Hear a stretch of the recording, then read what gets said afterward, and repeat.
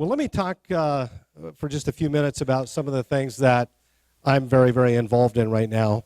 You know that I'm on the Foreign Affairs Committee, and we have primary jurisdiction for this horrendously bad deal that the president is trying to negotiate or consummate with the Iranians. All of you know that for the last 40 years, Iran has been the world's largest sponsor of terrorism across the globe. They have been lying and obfuscating at every turn and doing everything that they can to try to grow and encroach upon other countries in the region. Would it surprise you to know that they're also in cahoots with Putin? That's a fact. They are in cahoots with Putin. And one of the members of this new council that's created to determine whether or not Iran is complying with the terms of the agreement is no other than Russia. One of the other one is China. And I'm sure they'll both be looking out for our best interests. The fact is that this deal on several fronts is bad, but any deal that allows Iran, even if they complied with 100% of what they promised they will do, and they will not, but even if they did, this deal allows them to have a nuclear weapon in 10 years. That's a fact. So I guess they're betting on the fact that in 10 years, a country that for the last 40 years has been the prime sponsor of terrorism across the globe and chants death to America and the complete and utter destruction of Israel, that somehow in 10 years they're going to change their stripes and suddenly become benevolent. I don't think anybody here believes that. But also in 5 years, the ban will be lifted on conventional weapons. So they'll be able to have conventional weapons. In 8 years, the ban will be lifted on ICBMs. So not only will they be able to bomb Tel Aviv, but they'll be able to bomb LA as well, because they'll be able to have these rockets that deploy nuclear warheads. So what about the terms of the agreement, anytime, anywhere, inspections? Well, I guess that's all fine and well if you think that once we notify them that we want to go in and inspect a particular location, they have an appeals process that they can go through this council, which China and Russia are members and deciding factors of whether or not we'll ultimately even be able to go in and inspect. But let's say that they do allow us to. You go through the full process, and it's about a month. Now, let me ask you this. How many times do you think the Board of Health would actually find violations if they told the restaurant a month ahead of time that they were going to come in and look at this particular location? Or if we told every car coming across the border that we're actually going to inspect for drugs or people smuggling from Mexico or other contraband, we're going to let them know a month ahead of time, we'll expect your car at this time on this day. Do you think there'll be drugs or weapons in the car? No, there won't be. That's the problem. This thing is a terrible joke, and it's dangerous not just to that region. And countries like Saudi Arabia, Jordan, Israel obviously are very, very concerned, very worried about what it means. But this is a threat to our national security as well, because once they have ICBMs in 8 years and a nuclear warhead in 10, I don't know how many of you hope you're going to be around in 10 years. I hope to be. So to me, it's just kicking the can down the road, and we've solved nothing. I'm doing everything I can to try to fight against this deal, but it's going to be very tough, because what's going to happen is next week, the president is going to already go to the United Nations to lift the sanctions, the multilateral sanctions, multi-nation sanctions against Iran through the United Nations. And he talks about these snapback provisions. But do you think that China or Russia will ever allow those to come back? Those sanctions? Never. No, not on your wildest dreams. So that's a fantasy. That'll never happen. And he's going to go to the UN and get them to vote to remove the sanctions. And honestly, that's been the thing that's brought Iran to its knees. It's the multilateral sanctions that have brought them to a state of economic calamity, which is the reason they even came to the table to fake like they were actually going to do something. So I'm going to try to do everything I can to try to lead the charge and defeat the measure in the U.S. House. But I believe we have the votes to defeat this deal in the House and the Senate. but then the president's going to veto it. Then getting to 2/3 with a bunch of Democrats that have been sycophants since day one with President Obama, finding enough of them to join us to give us 2/3 in the House and 2/3 in the Senate is a big uphill climb. It's a big uphill climb. This is something we should all be concerned about. I'm not going to say which one, but I have a sneaking suspicion there may be one of our senators that ends up supporting the president's deal. And I think that you ought to be inundating the offices, letting them know what a stinker you think this deal is and how bad it is for America, because they need to hear from you. They really need to hear from you. Okay, so that's one thing that's on the table. About 4 weeks ago, I introduced a bill called Grant's Law. You might remember that Grant Ronenbeck was the 21-year-old young man who was working at a Quick Trip convenience store about a year and some months ago. And an illegal alien came in and dropped some change on the table and said he wanted a pack of cigarettes. Well, Grant was then trying to count up the change, and the guy was impatient and shot him in the face and killed him and ended his life, and then stepped over his lifeless body to go steal 2 more packs of cigarettes. What's interesting about this story is that this man was let out on bond. That happens because the Ninth Circuit Court overrode a law by Arizona which said illegal aliens can't post bond when they get arrested and accused of crimes. They said that's unconstitutional. I didn't know that people who were here illegally from Mexico actually were afforded constitutional privileges, but that's a new one to me. I thought that was just reserved for U.S. citizens.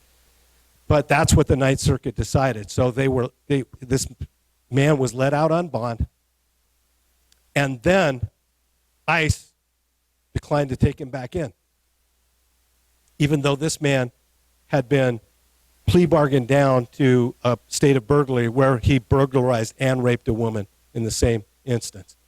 And so my bill, Grant's Law, is simple. It says that if they are let out by our local law enforcement people, including our courts, ICE must take them back into custody. Must. And they have 90 days then to deport them and get them out of the country. Okay, that doesn't solve everything. That's the first bill I've introduced. The second bill I introduced, it takes it one step further.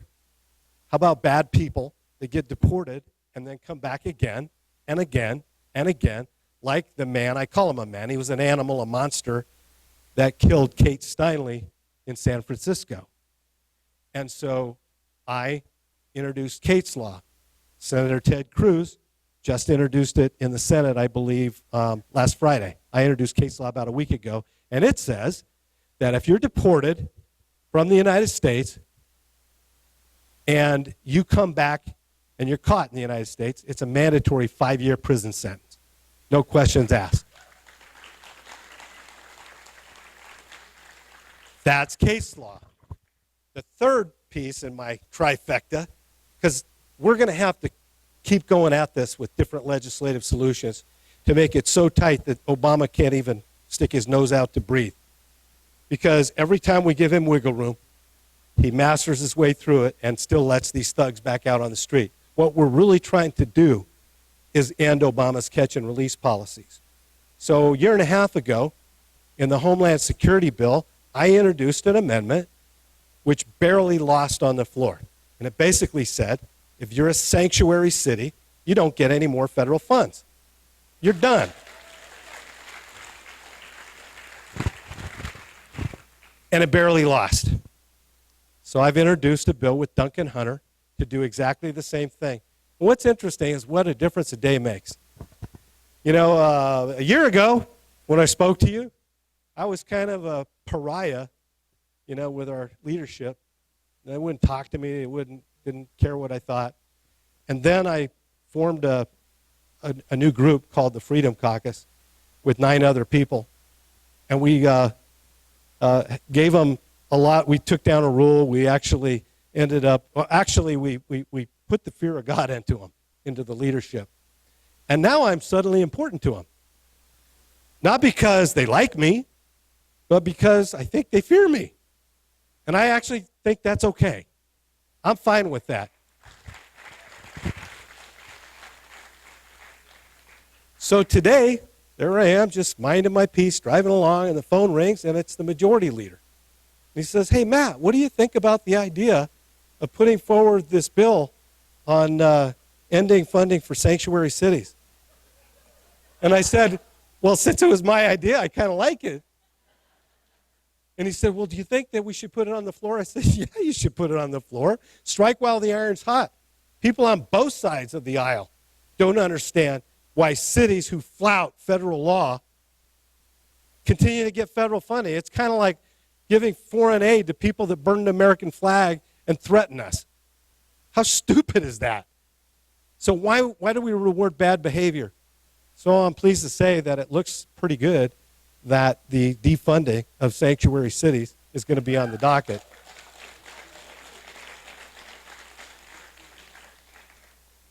Well, the question was, will it be vetoed?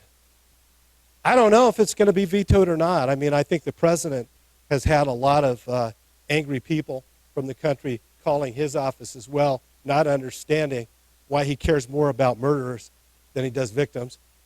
And the fact that, did you know, here's a fact, hard, cold fact, that from 2010 to 2014, there were 122 murders by illegal aliens who were let out of jail for another crime. That's a fact. That's a fact. And this president can't run from that. He can't hide from that. And I believe that we've got to use everything at our behest to keep putting it on his desk and doing the best we can to get the job done. Which leads me to my next issue. Because there have been a lot of things that I've fought for and other guys in the Freedom Caucus have fought for that we've actually prevailed on and gotten out of the House, and then it goes to the Senate and nothing happens. You know why? Because they got this crazy rule in the Senate called cloture. Have you heard that before? Which means that nothing gets to the floor without 60 votes. Well, we don't have 60 Republicans. And the Democrats, not one of them will split to vote on this cloture. What it is the tradition of filibuster. And I hope that you inundate both of our senators' offices telling them, if you can't end this stupid practice, it's not anywhere in the Constitution. It is custom of the Senate. Yes, it's been a custom for decades, but it's whoever envisioned that we'd have a president like we do today that usurps the authority and does the kind of things that he does.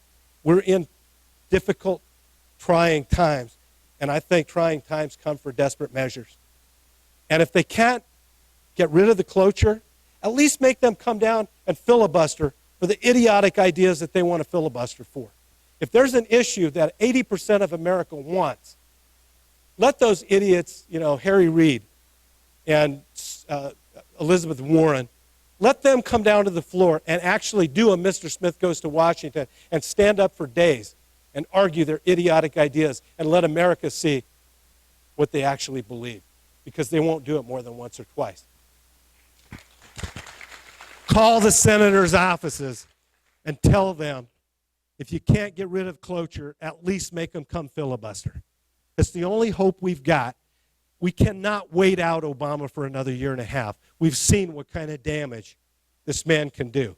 From what he did in November with the mass, illegal, unconstitutional, he even said 21 times, I don't have the power to do it, amnesty, to what he's doing with Iran, and what kind of a process, what kind of a harm he can wreak on America if we don't start getting things to the floor in the Senate. Thank goodness, at least a Texas judge stood in the gap and said this is unconstitutional and put a stay on the president's unconstitutional amnesty of November.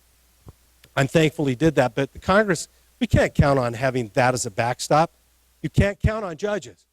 And if I have to explain that one to you after seeing what the Supreme Court's done over the last couple of weeks, then I think who out there believes that maybe it's time to revisit the whole lifetime appointment thing to the Supreme Court? I do. I think that as long as the Supreme Court is going to view itself as a legislative body instead of an interpretive body, then we've got to, again, take different measures. And I don't think our founding fathers ever envisioned that they would become such an activist entity in going out and actually legislating instead of adjudicating. And so I believe it's time. I know that's one of the things Ted Cruz has talked about, actually putting an 8-year a change in the Constitution. There are a lot of things that have to happen. How many have read Mark Levin's Liberty Amendments? All those things, whether it's term limits, a balanced budget amendment, a law, a constitutional change requiring Congress to live under all the laws it passes on everybody else. Those things have to happen.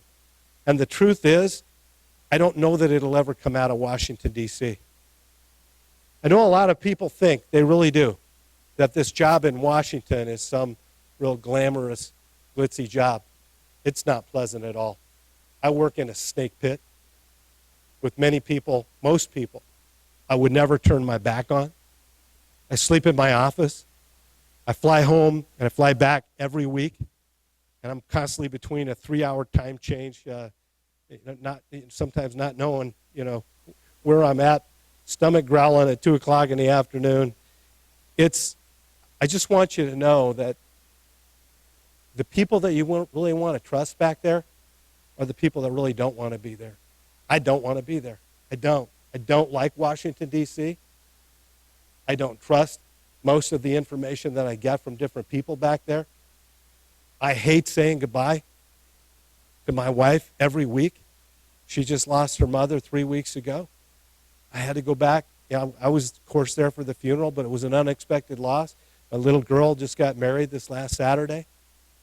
And my wife's been going through a lot. I'd like to be able to be there to bolster her up, but just like the freedom fighters that have had to leave their homes to fight, leave their families, I'm in the same situation. And our freedom's at stake. It's totally at stake. I fear for that. I fear for that every day. That if we don't band together, and as Shane said, do something about it. Instead of just complaining and criticizing, stand up and take our country back. If we don't think we can, we're wrong. The mechanism is there. Don't blame money. Don't blame anything else. These people are responsive to the vote. And you can take them out. You can put them there. You can take them out. I think sometimes we forget the power we have. And sometimes we'd rather leave it to somebody else. And I talked to somebody who says, well, I don't want to try to do anything. They all lie. They're all going to say something and do something else. That's a cop-out. That is a total cop-out. That is, like Shane said, placing the responsibility somewhere else so you can moan about it and not do anything about it. We've got to take our country back. And I think it's communicating. I think it's communicating with our friends, with our neighbors, educating people. We know the media is not on our side. We know it's not going to be a fair fight. But was it a fair fight when a ragtag group of patriots decided to take on the only world superpower at the time? Was that a fair fight? Did anybody at the time ever expect us to win? Maybe if God's on our side, we will. Not maybe. If God's on our side, we will. That's a fact. So let's quit looking down at the ground and look up, because that's where the punches are coming from. And I just want you to know that as we go into this next campaign season, it's going to be not going to be another fair fight. I mean, if Hillary Clinton were a Republican, she'd be in prison by now.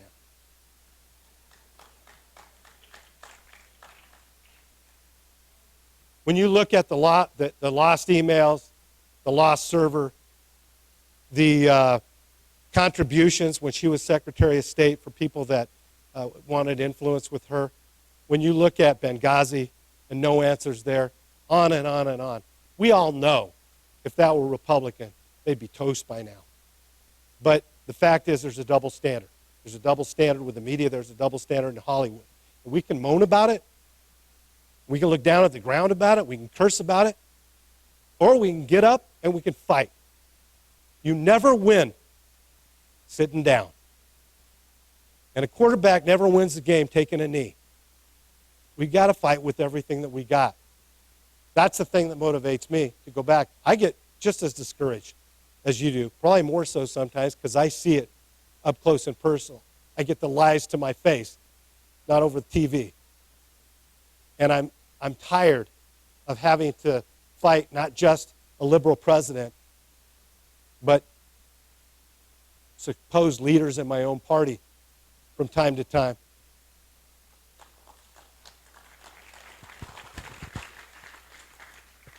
So tired that, let me just walk through a little story with you that's a true story. The last year, how many of you know that I was the one that started the charge defunding the president's unconstitutional amnesty? I started that clear back in October with a letter that ultimately 69 of my colleagues signed with me that we sent to our appropriators saying we should use what the Founding Fathers gave us the power to do, and that is the power of the purse to stop this unconstitutional activity. We cannot count on the courts. We are the last bastion of liberty. We're the last hope for this country. We've got to fight that fight. We've got to do everything within our power. So we fought that fight. And then came the Cromnibus. And our leaders ended up capitulating. And our one shot at kind of stopping this deal, this process, this Cromnibus, was to kill the rule that must pass before the bill ever gets to the floor. And I'm going to explain this because a lot of people don't understand. A lot of this technical, rules stuff, the media doesn't talk about. But what happens all the time is that before a bill, any bill in the House can come to the floor, it has to go to the Rules Committee, and a rule must be passed and then voted on by the entire Congress to set what the terms of engagement are going to be, how long the debate will be, what amendments are going to be in order, and like I said, the terms of engagement. That is the rules of the House. No bill, none, zero. No bill can come to the floor without a rule being passed first. So, what did our devious little minds craft up? Not one Democrat ever votes for the rules. It's always a partisan thing. So what happened, I come down to the floor for the rule vote on the Cromnibus. I hate the Cromnibus. I'm going to vote against it. But what Republicans always do is they vote for the rule, knowing that once the bill actually comes to the floor, there'll be enough Democrats to vote with enough Republicans to pass a crappy bill. And so what we decided is we'll kill it in the cradle. Jim Jordan and Raul Labrador came to me. The vote was tied on the rule. And they came to me on the floor and they said, Matt, are you ready to vote this rule down? What should we do? And I said, are you kidding? Have you seen The Untouchables? Remember what Jimmy Malone said? The Lord hates a coward. Damn straight we're going to vote against this rule. And all three of us voted in unison. And the rule was dead for 10 minutes.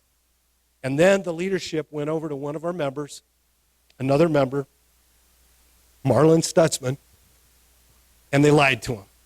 And they told him something that was flat out untrue, and he changed his vote, and the rule passed by one vote. Otherwise, the Cromnibus would have been dead, and we would have been able to fight that fight and defund the president's unconstitutional activity.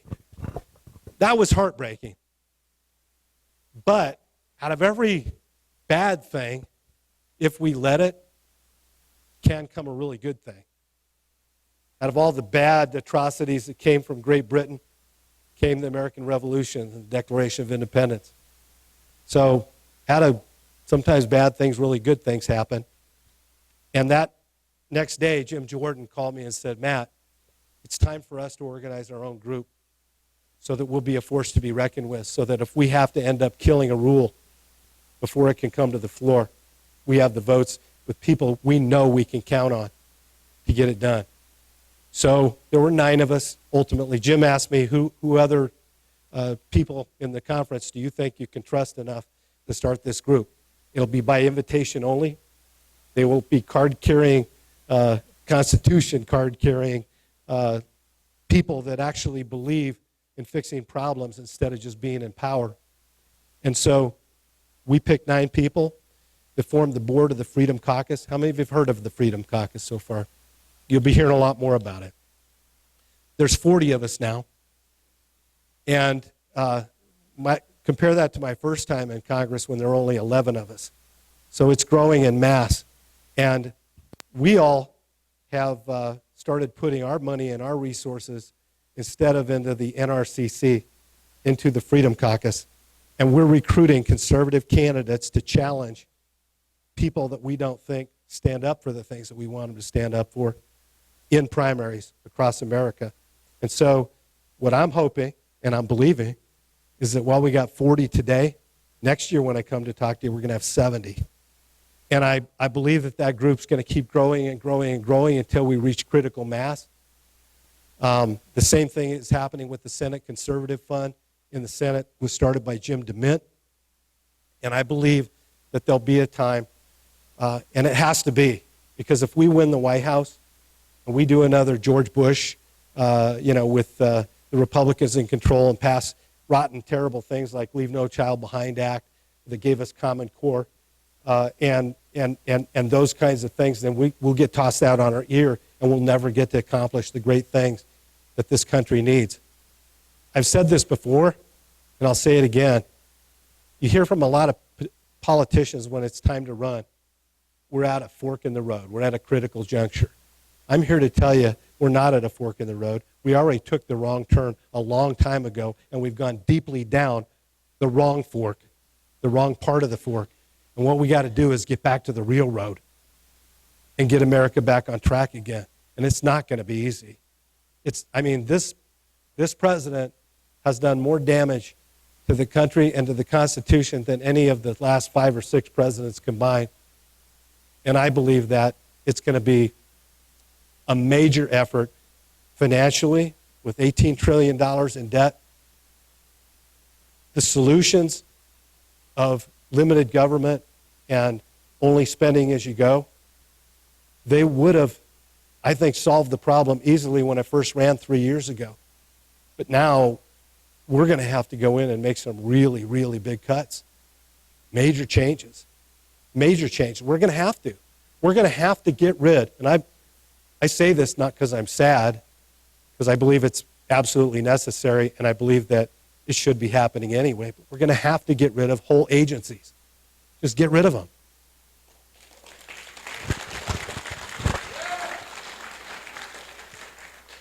And we're going to have to look at some of the worthless entities that we participated in over the years and make some critical decisions.